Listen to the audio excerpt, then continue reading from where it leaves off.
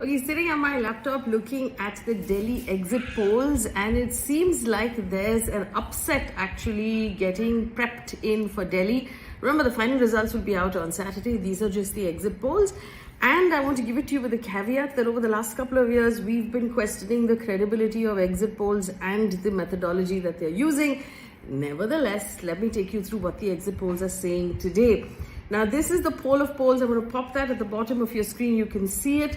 There are about 5 polls that have come out so far, of which the first one, which is the Matriz poll, is actually giving a even sort of call between the Aam Aadmi Party and the BJP. Remember, the halfway mark for Delhi out of the 7 seats is 35. So anyone who gets 36 seats will form the government. We start off by saying the Congress is not looking strong in any of these polls. Between 0 and a maximum of 2 is what they're getting. So leave the Congress out completely. Congress has not managed to dent anything, including the Aam Aadmi Party, it would seem. But maybe they would have cut some votes on the ground. Now, if you look, other than Matriz, that is sort of showing a very close fight between the BJP and the Aam Aadmi Party, People's Pulse, People's Insight, PMARG and JVC are all giving a win to the BJP and a clear win to the BJP. People's Pulse giving that widest margin to the BJP. Remember, AAP currently has 62 MLAs in Delhi and the BJP has only 8. So if the BJP goes from 8 MLAs to forming the government, that's a massive win. It's also a massive beating for the Aam Aadmi Party and for Arvind Kejriwal, who has had such a strong grip over Delhi over the last 2 terms. This actually indicates a big sort of change from that. The voter turnout as of the last count that we got about 5 o'clock said about 57.7%. That's not good, it's not bad, it's somewhere in between. But the previous elections, 2020, we saw 62%. And in the 2024 Lok Sabha elections, we saw 56%. So there's nothing much there. So let's take a look at possible reasons why Aam Aadmi Party might have done badly if these exit polls actually turn out to be true on Saturday.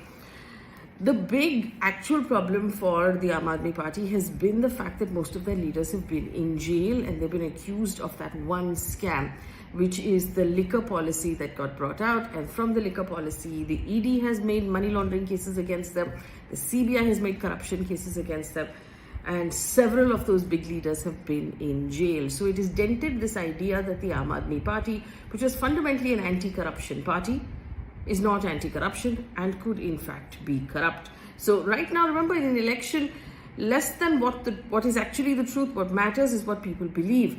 Also, the fact that Kejriwal redid the Chief Minister's bungalow and it was being called a Sheesh Mahal has sort of separated him from the idea that he's not an Aam Aadmi. Remember when he first came onto the scene, there was the muffler and there was the Maruti car and he seemed like a really simple person. He seemed like everybody else. That sort of image has also maybe dented. He's facing a lot of anti-incumbency and there aren't any new ideas that the Aam Aadmi Party has brought to the table this time. Besides which, I think that handing over chief ministership to Atishi, which he might have needed to do because of the conditions of his bail, may have actually distanced him from the limelight. So instead of seeing him as a sort of someone who has sacrificed power for the greater good, people might have found, he might have exited the limelight because Kejriwal has always been someone who set the narrative and everybody had to counter his narrative. He may have exited the limelight by making that decision, which might not have worked in his favor. Also, and importantly, remember, the Aam Aadmi Party was the first one to come up with the free electricity, free water, sort of freebies announcement, which the BJP has gotten fairly good at in the last state election. So this time, all parties announced freebies. So there was money that was going to be given to women directly, free treatment for elderly. BJP and Congress promised cooking gas at 500 rupees.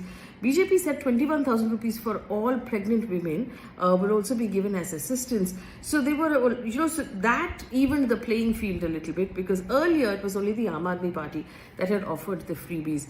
But I think on the BJP side, there was also the 8th Pay Commission. So there's going to be a bump up in salary for all government officials.